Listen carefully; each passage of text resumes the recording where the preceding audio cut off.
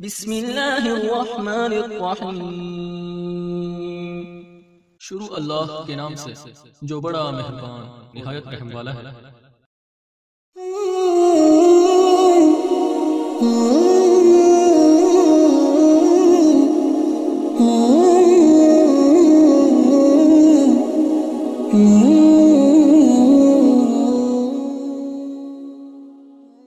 اعوذ باللہ من الشیطان الرجیم، بسم اللہ الرحمن الرحیم۔ الحمدللہ الذی جعلنا من المتمسکین بولایت امیر المومنین علی ابن ابی طالب علیہ الصلوۃ والسلام۔ اللہم صلی علی محمد وآل محمد وعجل فرجہم۔ محترم ناظرین و سامعین، السلام علیکم ورحمۃ اللہ وبرکاتہ۔ آج کی نئی ویڈیو کے ساتھ حاضر خدمت ہیں، میں ہوں علی روحانی اور آپ دیکھ رہے ہیں ہمارا آفیشیل یوٹیوب چینل۔ محترم ناظرین و سامعین، سب سے پہلے آج کے یوم سعید کی نسبت سے امام زمان جل اللہ تعالیٰ فرج شریف اور تمام عالم اسلام، تمام محبان محمد وآل محمد علیہ السلام کی خدمت میں تبریک پیش کرتے ہیں۔ آج یوم عید غدیر ہے۔ آج وہ دن کہ جس دن دو خالق کائنات کی ایسی نعمتیں ہمیں عطا ہوئیں کہ جن کا کوئی جوڑ نہیں، جن کا کوئی مول نہیں۔ سب سے پہلی نعمت یہ کہ ہمیں آج کے دن بعد از نبی خدا صلی اللہ علیہ وآلہ وسلم، نبی خدا صلی اللہ علیہ وآلہ وسلم کے تربیت یافتہ، آپ کے سند یافتہ، آپ کے تصدیق سے یافتہ، آپ کے مہر شدہ، تصدیق شدہ اور قرآن و سنت نبوی کے معیار پہ ثابت شدہ شخصیت جناب امیر کائنات جناب علی ابن ابی طالب علیہ الصلوۃ والسلام سرکار کی مولایت اور ولایت بعد از نبی خدا ہمیں نصیب ہوئی۔ آج کا دن دوسرے لحاظ سے اس لیے ایک بہت بڑی خوشی کا عید کا دن ہے کہ الحمدللہ آج کے دن اللہ تعالیٰ نے دین اسلام کو بطور دین ہمارے لیے پسند فرمایا اور آج کے دن دین اسلام کے مکمل ہونے کا اعلان فرمایا، اور آج ہی کے دن اللہ تعالیٰ نے اپنی نعمت کو اس امت محمدیہ صلی اللہ علیہ وآلہ وسلم پر کامل کرنے کا اعلان فرمایا۔ یوم غدیر اس مناسبت سے بھی کسی عید سے کم نہیں، بلکہ روایات کی روشنی میں دیکھا جائے تو اس کو امت اسلامیہ کی، صرف شیعہ نہیں، امت شیعہ یا مسلک شیعہ یا گروہ شیعہ نہیں، امت اسلامیہ اگر اس وحدت کے نقطے کی طرف دیکھے، ٹھیک ہے، حدیث غدیر جو ہے اس کی تعویلات برادران کے ہاں مختلف ملتی ہیں کہ کچھ جو ہیں ان کے نزدیک اس کی وہی تعویل، وہی اس کا اثر ہے، وہی اس کا روپ ہے، وہی اس کا رنگ ہے کہ جو ہمارے ہاں ہے، یعنی ولایت امیر المومنین علی ابن ابی طالب علیہ الصلوۃ والسلام کا اعلان، اور بعد از نبی خدا صلی اللہ علیہ وآلہ وسلم امت کا مولا، حاکم، رہبر، قائد اور امت کا نگہبان علی مرتضیٰ کو بنایا گیا۔ لیکن کچھ برادران کے اکابرین نے اس کو دوست کے معنی میں لیا، یعنی کہ کچھ صحاب کو شکوہ تھا مولا کائنات سے، ان کے دل میں جناب امیر کے لیے محبت نہ دیکھتے ہوئے رسول اللہ صلی اللہ علیہ وآلہ وسلم خاتم الانبیاء نے اس کو اعلان فرمایا، اس امر کا اظہار فرمایا تاکہ لوگوں کے دلوں سے غلط فہمیاں دور ہو جائیں اور لوگ جان لیں کہ جو رسول اللہ کو دوست رکھنا چاہتا ہے صلی اللہ علیہ وآلہ وسلم، جو آپ سے محبت کرنا چاہتا ہے، جو آپ کو ولی سمجھتا ہے یعنی دوست سمجھتا ہے، وہ جناب علی مرتضیٰ کو بھی اسی عنوان سے بعد از نبی خدا دیکھے۔ لیکن اس کی آگے طویل کو بڑھانا برادران کے لیے، کچھ اکابرین جو برادران کے ہیں ان کے لیے ممکن نہیں ہے۔ یہی وجہ ہے کہ اس کی بابت پھر جو سب سے آخری علمی ایک وہ چیز لے کے آتے ہیں، علمی حملہ کہہ لیں، وہ یہ ہے کہ یہ تواتر سے ثابت نہیں، اس کا متواتر ہونا ثابت نہیں جی، اور جہاں دوست سے کام نہ بنے تو پھر اس کی صحت یا سند کے اوپر کچھ اشکال پیدا کرنے کی کوشش کی جاتی ہے۔ تو کچھ اکابرین اس طرف چلے گئے، کچھ اسی طرف ہیں جس طرف الحمدللہ ہر علی سے محبت کرنے والا شیعہ، سنی، اہل حدیث، دیوبندی، بریلوی، مسلک کی تعصب سے بالا تر ہو کے جو بھی محبان اہل بیت ہیں وہ اسی سائڈ پہ کھڑے ہیں، چاہے وہ شیعہ ہوں، سنی ہو، کہ بعد از نبی خدا صلی اللہ علیہ وآلہ وسلم حدیث غدیر گواہ ہے، حدیث غدیر دلالت کرتی ہے کہ بعد از نبی خدا جو مرتبہ، جو سٹیٹس، جو مقام مولا مرتضیٰ کا ہے وہ کسی اور کا نہیں۔ سب احترام کے قابل ہیں، سب احترام کے لائق ہیں۔ برادران بھی اس چیز میں، برادران میں خاص کر ایک گروہ ہے جس کو تفضیلی گروہ کہا جاتا ہے، کہ جن کا منشا یہی ہے، جو مدعا ہمارا ہے وہی مدعا ان کا ہے کہ بعد از نبی خدا مولا کائنات پر کسی کو فضیلت حاصل نہیں اور مولا کی وہ افضلیت کے قائل ہیں۔ تو یہ حدیث غدیر کا وقوع پذیر ہونا کوئی حادثہ نہیں تھا، کوئی یعنی اس طرح کی بات نہیں تھی کہ کچھ شخصیات تھیں کہ جن کے دل میں جناب امیر کے لیے کوئی معاملات تھے، ان معاملات کو کلیئر کرنے کے لیے اور امت پہ جناب علی علیہ الصلوۃ والسلام کی وہ چیز واضح کرنے کہ لیے نبی خدا نے یہ کہا ہو کہ جس کا میں مولا اس کا علی مولا، یعنی جس کا میں دوست اس کا علی دوست۔ اول تو مولا کے معنی صرف دوست نہیں، مولا کے معنی جو ہیں وہ بے شمار معنی ہیں، اور جہاں پہ خاص کر بات آ جائے کہ نبی خدا صلی اللہ علیہ وآلہ وسلم اپنے خطاب مبارک سے پہلے یہ چیز باور کرائیں کہ کیا میں تمہارے نفسوں پر تم سے زیادہ حاکم نہیں ہوں، اور اس آیہ مبارکہ کا تلاوت کی جائے جس میں کہا گیا کہ نبی جو ہیں مومنین کے نفس پر ان سے زیادہ حق رکھتے ہیں۔ تو یہ خطاب کرنے سے پہلے رسول اللہ صلی اللہ علیہ وسلم کا اس امر کا اظہار کرنا یا اس چیز کو ریمائنڈ کروانا خطاب سننے والے مجمع کو کہ میں تم سے زیادہ تمہاری نفسوں پر حاکم نہیں ہوں، اور مجمع کا آگے سے کہنا کہ بلا یا رسول اللہ صلی اللہ علیہ وسلم کیوں نہیں، بے شک، تو پھر نبی خدا کا کہنا کہ پھر سن لو، من کنت مولا فہذا علی مولا، جس کا میں مولا ہوں اس کا علی مولا ہے۔ یعنی نبی خدا صلی اللہ علیہ وسلم نے یہاں پہ جو مولا کے معنی اور مفہوم ہمارے سامنے پیش کیے ہیں وہ یہی ہیں کہ جس طرح میں تمہارے نفسوں پر تمہارا حاکم ہوں، جس طرح میں تمہارا مولا اور آقا ہوں، میرے بعد یہ میرا بھائی، میرا وصی علی ابن ابی طالب علیہ الصلوۃ والسلام اسی طرح تمہارے نفسوں پر تم سے زیادہ حق رکھتا ہے جس طرح میں رکھتا ہوں۔ تو یہاں پہ رسول اللہ صلی اللہ علیہ وسلم کا اس چیز کا اظہار کرنا اور مولا کی مولایت کا، ولایت کا اعلان کرنے سے پہلے لوگوں سے یہ عہد کا تجدید کرنا کہ کیا میں تم سے زیادہ تمہارے نفوس کا حاکم نہیں ہوں، یہ یہاں پہ اس مفہوم مولایت کو، اس مولا کے مفہوم کو مزید واضح کر دیتا ہے۔ اب جہاں تک بات رہ گئی کہ بعد از نبی خدا صلی اللہ علیہ وسلم حدیث غدیر کی روح سے یہ ثابت ہی نہیں ہوتا، برادران کے جو متشدد اذہان ہیں ان کے نزدیک، یعنی جو گنجائش دینے کو تیار نہیں ہے، جو کسی بھی طرح اپنے اس مسئلے کی جو قید ہے اس سے باہر آنے کو تیار نہیں ہے، تو وہ یہ کہتے ہیں کہ جی اس سے پھر بھی یہ ثابت نہیں ہوتا کہ نبی خدا کے بعد مولا علی جو ہے وہ حاکم ہے، یا حاکمیت ان کو ملنی چاہیے، یا خلافت ان کا حق استحقاق بن جاتا ہے حدیث غدیر کے بعد۔ تو وہ کہتے ہیں جی اس سے قطعاً یہ چیز ثابت نہیں ہوتی، اس سے دو چیزیں ثابت ہوتی ہے۔ ایک چیز جناب امیر المومنین علی بن ابی طالب علیہ السلام کا مقام و مرتبہ نبی خدا کی نظر میں، تاکہ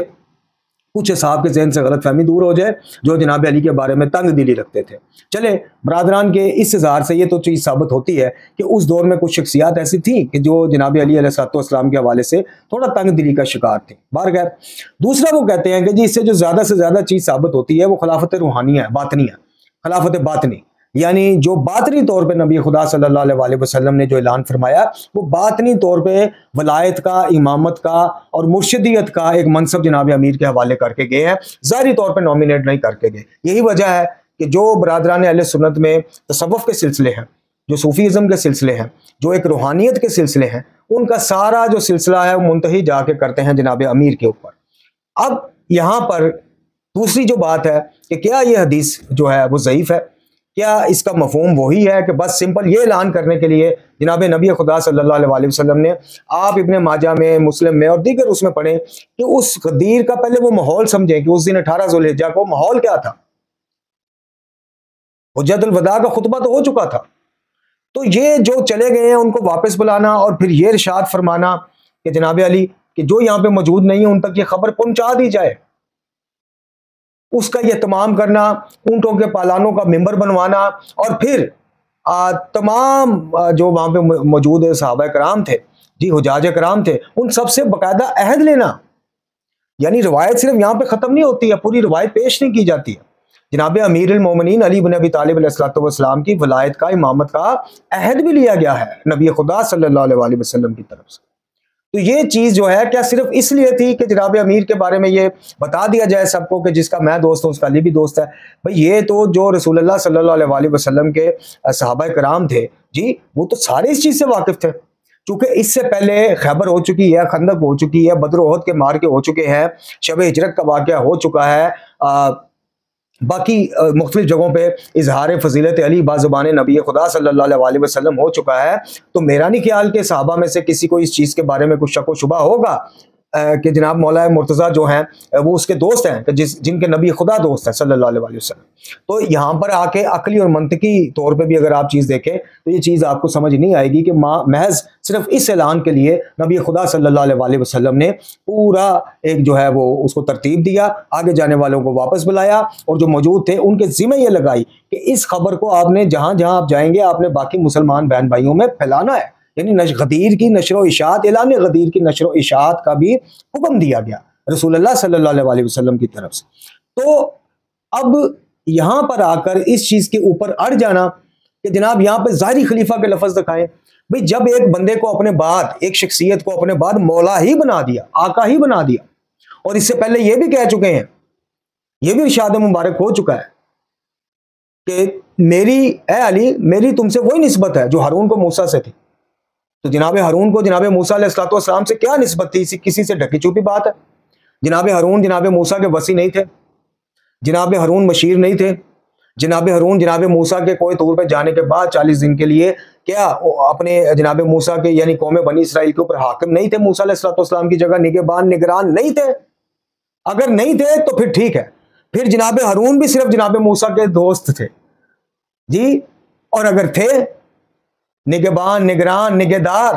حاکم بعد جناب موسیٰ علیہ السلام، اگر ہارون علیہ السلام کے پاس یہ منصب یہ مرتبہ تھا تو پھر رسول اللہ صلی اللہ علیہ وسلم تو صحیح حدیث میں فرما رہے ہیں کہ میرے ساتھ علی تیری وہی نسبت ہے جو ہارون کی موسیٰ کے ساتھ. تو پھر ماننا پڑے گا کہ جناب علی مرتضیٰ علیہ السلام. اور پھر میں ایک اور بات کرتا ہوں محترم ناظرین و سامعین، خاص کر میرے جو ہمارے غیر شیعہ بہن بھائی سننے والے ہیں، اللہ تعالیٰ آپ کو جزائے خیر دے، آپ کے علم میں اضافہ فرمائے. آپ شخصیت کو تو دیکھیں، علی ابن ابی طالب علیہ السلام کی شخصیت کو کبھی اپنی کتابوں سے ہی ذرا نکال کر تو پرکھیے، قرآن اور سنت نبوی اور زبان حدیث نبوی صلی اللہ علیہ وسلم کی زبان سے کبھی اس شخصیت کو اس معیار پہ تول کے تو دیکھیے. علی مرتضیٰ علیہ السلام کے علاوہ وہ شخصیت بتا دیجیے کہ جس کو یہ فضیلت حاصل ہو کہ انہوں نے اپنی جو پہلی خوراک ہے وہ لعاب دہن مصطفیٰ صلی اللہ علیہ وسلم سے حاصل کی، یا ان کی پہلی خوراک وہ تھی. پھر آئیے پھر کوئی شخصیت ٹٹولیے تو صحیح تاریخ کی کتابوں میں کہ جس کی تربیت خاص تر رسول اللہ صلی اللہ علیہ وسلم کے دامن مبارک میں ہوئی، آغوش مبارک میں ہوئی. پھر کوئی ایسی شخصیت تو بتائیے کہ جس نے سب سے پہلے رسول اللہ صلی اللہ علیہ وسلم کے ساتھ نماز ادا کرنے کا شرف حاصل کیا. پھر آپ آئیے تھوڑا سا آگے آئیے، وہ شخصیت تو کوئی بتائیے. ہم سب کے احترام کے قائل ہیں، لیکن معاملہ جہاں اللہ رسول کا کسی کو عزت دینے کا ہوگا تو ہماری کیا مجال کہ اس شخصیت کو ہم عزت نہ دیں یا اس کی عزت کو تسلیم نہ کیا جائے. پھر تھوڑا سا آگے آئیے، دعوت ذوالعشیر کے موقع پہ علی مرتضیٰ کے علاوہ کوئی شخصیت تو بتائیے کہ جس نے کہا ہو کہ یا رسول اللہ صلی اللہ علیہ وسلم، اگرچہ آج میری ٹانگیں کمزور ہیں، میری ٹانگیں کامتی ہیں، میری عمر چھوٹی ہے، لیکن میں آپ سے وعدہ کرتا ہوں کہ اس کار رسالت کو عام کرنے میں، پیغام الہی دین کی نشر و اشاعت پھیلانے میں میں آپ کا معاون بنوں گا انشاءاللہ. اور پھر تاریخ نے دیکھا کہ علی ابن ابی طالب علیہ السلام سرکار نے اپنے بچپنے کے ان الفاظ کو وہ عملی جامہ پہنایا اور ایسا پہرا دیا کہ تاریخ آج تک شیعہ سنی بحثیں ہوتی رہیں گی، فتوے ایک دوسرے پہ لگتے رہیں گے، وہاں سے بندیالوی اور فاروقی اور اس طرح کے صحاب آتے رہیں گے، ادھر سے یاری جیسے وائرس آتے رہیں گے، سب کچھ ہوتا رہے گا. لیکن تاریخ آج تک ایسی مثال لانے سے ہمیشہ معذرت ہی آپ کو کرتی رہے گی کہ جو نصرت دین، نصرت مصطفیٰ صلی اللہ علیہ وسلم کا فریضہ علی ابن ابی طالب نے سر انجام دیا، اس فریضے جیسا کوئی مثال، اس فریضے جیسی کوئی ایک عمل کسی اور شخصیت کے بھی حصے میں آیا ہو. تو میری یہ تمام اپنے مسلمان بہن بھائیوں کو دعوت ہے کہ آپ اس خلافت کے چکروں سے نکل آئیں، آپ ان لڑائیوں جھگڑوں سے نکل آئیں. آپ علی ابن ابی طالب علیہ السلام کی انفرادی شخصیت کو ذرا دیکھیں، حق اور سچ کی اینک لگا کے دیکھیں تو آپ کو خود پتا چل جائے گا کہ من کنت مولا و فہذا علی مولا کا مطلب کیا لینا چاہیے اور کیا ہے. کیا صرف دوست؟ اور عرض کی میں نے کہ اگر جناب ہارون صرف موسیٰ کے دوست تھے علیہ السلام کے، علی بھی پھر سے رسول اللہ کے صرف دوست. پھر اس حدیث مبارک کا آپ وہی مفہوم نکالیے. اور اگر سرکار کا یہ کہنا کہ تجھے میرے ساتھ ہے علی وہی نسبت ہے جو ہارون کو موسیٰ سے تھی، تو پھر دونوں کی زندگیوں کا احاطہ کیا جائے گا، جائزہ لیا جائے گا، جناب ہارون اور جناب موسیٰ علیہ السلام. بھائی دیکھا جائے گا نا ایک شخصیت، ایسی شخصیت کہ بعد از خدائے بزرگ تو ہی قصہ مختصر، ہمارا سلام ہو، ہماری ماں باپ، ہماری آل اولاد، ہماری جانیں، ہماری عزتیں سب نالین مصطفیٰ صلی اللہ علیہ وسلم پر قربان. تو پھر اس شخصیت کو بھی تو دیکھا جائے گا کہ اس شخصیت نے زبان معصوم سے یہ کہا اگر کہ مجھے تمہیں میرے ساتھ وہی نسبت ہے جو ہارون کو موسیٰ سے تھی، تو ہارون علیہ السلام کو موسیٰ علیہ السلام سے نسبتیں تھی کیا. اور بھائی یہ بھی تو دیکھا جائے گا کہ صرف اکتفا کر لیا جائے گا ظاہری مفہوم پہ تو ٹھیک ہے جی، جیسے وہ کزن تھے آپس میں، بھائی تھے، اسی طرح رسول اللہ صلی اللہ علیہ وسلم اور جناب امیر بھی چونکہ بھائی تھے جی، اور خود کہا بھی، یعنی ایک تو نسبی رشتہ ہے. ایک خود رسول اللہ صلی اللہ علیہ وسلم نے مدینہ میں سب کو ایک دوسرے کا بھائی بنایا. علی مرتضیٰ سائڈ پہ کھڑے ہیں اور غمگین ہو گئے ہیں کہ سب کو اس کو اس کا بھائی، اس کو اس کا بھائی بنا دیا جی، اور مجھے نہیں. تو پھر رسول اللہ صلی اللہ علیہ وسلم نے آخر میں فرمایا کہ علی تو دنیا اور آخرت میں میرا بھائی. تو پھر وہ نسبتیں بھی تو دیکھی جائیں گی نا. محترم ناظرین و سامعین، وہ نسبتیں کون دیکھے گا کہ جناب ہارون کو جناب موسیٰ سے وہ کیا نسبت تھی جس کا اظہار رسول اللہ صلی اللہ علیہ وسلم فرما رہے ہیں کہ اے علی تجھے میرے ساتھ وہی نسبت ہے جو ہارون کو موسیٰ کے ساتھ تھی۔ تو جب وہ نسبتیں آپ تاریخ میں دیکھنے بیٹھیں گے تو میرے عزیزو آپ کو وہ نسبتیں صرف دوستی تک محدود نظر نہیں آئیں گی، بلا شبہ وہ تو ہے، اس حدیث کا یہ مفہوم بھی ٹھیک ہے، لیکن یہاں پہ اعلان ولایت علی ابن ابی طالب علیہ السلام مقصود تھا، نہ کہ صرف یہ بتانا کہ علی میرا دوست ہے۔ عرض کی، گزارش کی کہ وہ تمام صحابہ کرام رضوان اللہ علیہم اجمعین سب کو پتا تھا کہ جناب علی کی دوستی مصطفیٰ کریم کی دوستی ہے صلی اللہ علیہ وسلم، علی مرتضیٰ سے پیار، مصطفیٰ کریم صلی اللہ علیہ وسلم سے پیار، وہ سب کو پتا تھا۔ اعلان غدیر میں باقاعدہ اہتمام کر کے گئے ہوئے حاجیوں کو واپس بلا کر اور جو وہاں پہ موجود نہیں ہیں، جو جا چکے ہیں، ان تک خبر پہنچانے کا حکم دے کر نبی خدا صلی اللہ علیہ وسلم علی کی امامت، ولایت، رہبری کا اعلان فرمانا چاہا اور فرمایا۔ تو یہ کچھ گزارشات ہیں جو آج کے دن کی، اور دوسری گزارش یہ کہ میرے عزیزوں، میرے بھائیوں، خاص کر امیر المومنین علی بن ابی طالب علیہ السلام کی ولایت سے خود کو متمسک رکھنے کا دعویٰ کرنے والے بھائیوں، آج کے دن کا دوسرا عنوان کبھی نہ بھولیں، یعنی ہمارے دین کا کامل ہونا، مکمل ہونا آج کے دن، یہ بہت بڑی نعمت الہی ہے۔ شریعت محمدی صلی اللہ علیہ وسلم آج کے دن مکمل ہو گئی، قیامت تک تمام شریعتیں منسوخ ہیں اور شریعت محمدی صلی اللہ علیہ وسلم کا سکہ قیامت تک چلا۔ تو عید غدیر والے دن اس عنوان کو لازمی اپنے ذہن میں رکھا کریں۔ اب بالکل اینڈ پہ ہم ایک جناب ہمارے برادران اہل سنت کے مشہور اکابر، ان کی ایک کتاب ہے جی اسنی المطالب فی مناقب علی ابن ابی طالب علیہ السلام، اور ابو الخیر شمس الدین محمد بن محمد الجزری المکری الشافعی متوفہ 833 ہجری، یہ ان کی کتاب ہے اور بڑی مشہور زمانہ کتاب ہے مناقب علی ابن ابی طالب علیہ السلام میں، یعنی جناب شافعی کا تعلق مذہب شیعہ سے، مسلک شیعہ سے نہیں۔ تو بالکل ویڈیو کے اختتام پر حدیث غدیر کے متواتر ہونے میں، ضعیف یا صحیح ہونے میں کچھ انہوں نے باب باندھا ہے اور اس کا ترجمہ کیا ہے۔ ترجمہ، تخریج، تحقیق اور تشریح جو ہے وہ قاری ظہور احمد فیضی حافظ اللہ تعالیٰ، جن کے بڑے علمی اثار ہیں، بڑے علمی کام ہیں، یہ انہوں نے اس کا ترجمہ اور تخریج اور تحقیق اور تشریح جو ہے وہ لکھی ہے۔ تو اس کا شروع میں ہی ایک باب ہے جس میں انہوں نے اس کا عنوان دیا ہے کہ حدیث من کنتو مولا فاض علی مولا کا متواتر ہونا۔ اس میں وہ لکھتے ہیں کہ جناب عبد الرحمن ابن ابی لیلہ فرماتے ہیں کہ رہبتہ میں نے سیدنا علی علیہ السلام سے سنا، وہ قسم دے کر لوگوں سے پوچھ رہے تھے کہ کس نے رسول اللہ صلی اللہ علیہ وسلم کو فرماتے ہوئے سنا تھا کہ میں جس کا مولا ہوں تو علی بھی اس کے مولا ہے، اے اللہ تو اس سے محبت کر جو اس سے محبت کرے، اور اس سے دشمنی رکھ جو اس سے دشمنی رکھے۔ تو اس پر 12 بدری صحابہ کرام رضوان اللہ علیہم اجمعین نے کھڑے ہو کر گواہی دی کہ انہوں نے خود اپنے کانوں سے رسول اللہ صلی اللہ علیہ وسلم کو فرماتے سنا تھا۔ یہ حدیث اس سند سے حسن ہے، بہت سی سندوں سے صحیح ہے، امیر المومنین علی بن ابی طالب سے بھی متواتر ہے، نیز نبی اکرم صلی اللہ علیہ وسلم سے بھی متواتر خبر ہے، یہ حدیث ہے۔ اور نیچے مسند ابی یعلا کے حوالہ ہے اس میں، اور اسی طرح البدایہ والنہایہ کا، اور اسی طرح جناب مسند احمد بن حنبل کا حوالہ ہے اس جو واقعہ میں نے بتایا ہے اس کی اس میں صحت کے بارے میں۔ پھر حافظ ابن کثیر نے البدایہ والنہایہ میں ہی لکھا ہے کہ امام زابی فرماتے ہیں، امام زابی نے فرمایا کہ میں یقین رکھتا ہوں کہ حدیث غدیر بالکل متواتر حدیث ہے اور اس میں کوئی جھول ثابت نہیں ہے، یہ امام زابی نے فرمایا، اہل سنت کی بہت بڑی علمی شخصیت۔ البدایہ والنہایہ جنہوں نے لکھی ہے ابن کثیر نے، انہوں نے ان کا حوالہ دیا۔ پھر امام جلال الدین سیوطی فرماتے ہیں کہ حدیث متواترہ پر اپنی ایک مخصوص تصنیف، یعنی حدیث متواترہ کے اوپر امام سیوطی نے اپنی ایک مخصوص تصنیف میں اس حدیث غدیر کو متواتر ثابت فرمایا ہے۔ امام مناوی نے بھی امام سیوطی سے اس حدیث کا متواتر ہونا نقل کیا ہے۔ اچھا، کیا حدیث من کنتو مولا فاض علی مولا ضعیف ہے؟ مصنف علیہ رحمہ فرماتے ہیں کہ ایک جمع غفیر نے اس حدیث کو دوسرے جمع غفیر سے روایت کیا ہے، لہٰذا اس شخص کی باعث لائق توجہ نہیں ہے جس نے اس حدیث کو ضعیف قرار دینے میں ہیلے بازیاں کی، جس کو اس علم کی اطلاع ہی نہیں، وہ بھی اس کو ضعیف کہتا پھر ہے۔ اچھا جی، اس حدیث کے راویوں کی کثرت، مصنف علیہ رحمہ فرماتے ہیں کہ بے شک یہ حدیث مرفوعاً حضرات ابو بکر،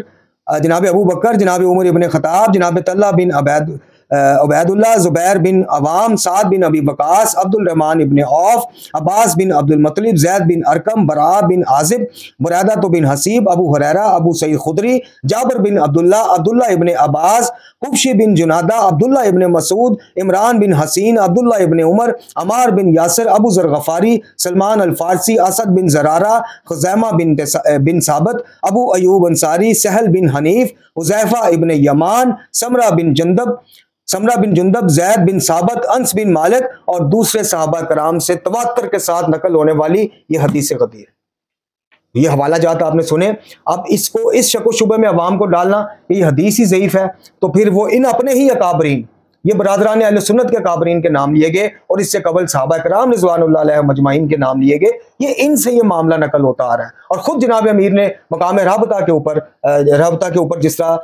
راوی نے نقل کیا کہ خود امیر المومنین کو یہ فرماتے سنا گیا کہ میں تمہیں اللہ کی قسم دے کر پوچھتا ہوں کہ خم غدیر کے مقام پر کس کس نے میرے بارے میں رسول اللہ کا یہ ارشاد گرامی سنا صلی اللہ علیہ وسلم کا کہ من کنت مولا فہذا علی مولا،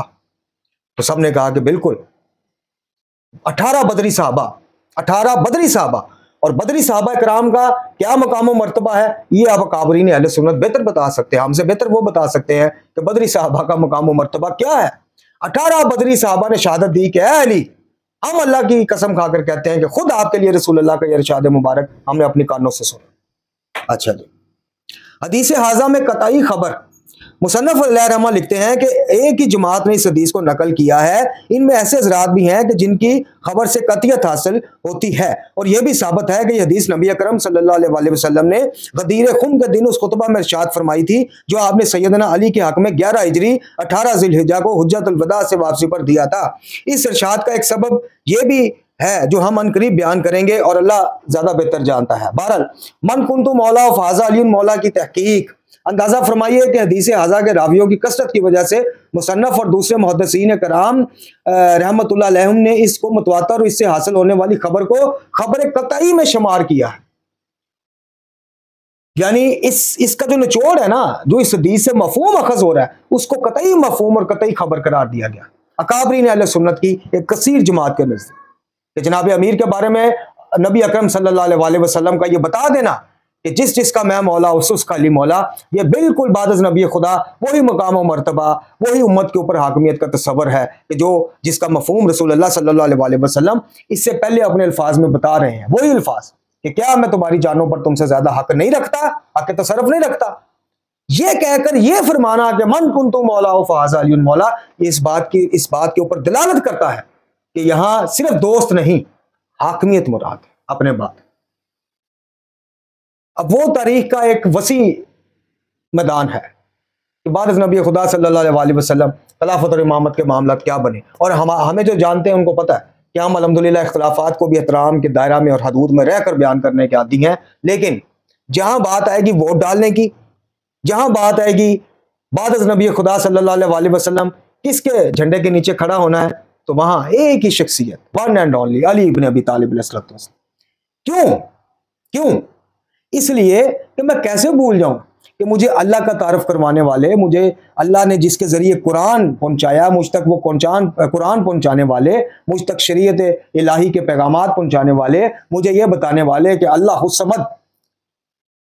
نبی خدا صلی اللہ علیہ وسلم نے ہی یہ خبر مجھ تک پہنچائی کہ جس کا میں مولا اس کا علی مولا۔ علی میرے لیے ویسا ہی ہے جیسے موسیٰ کے لیے ہارون تھا،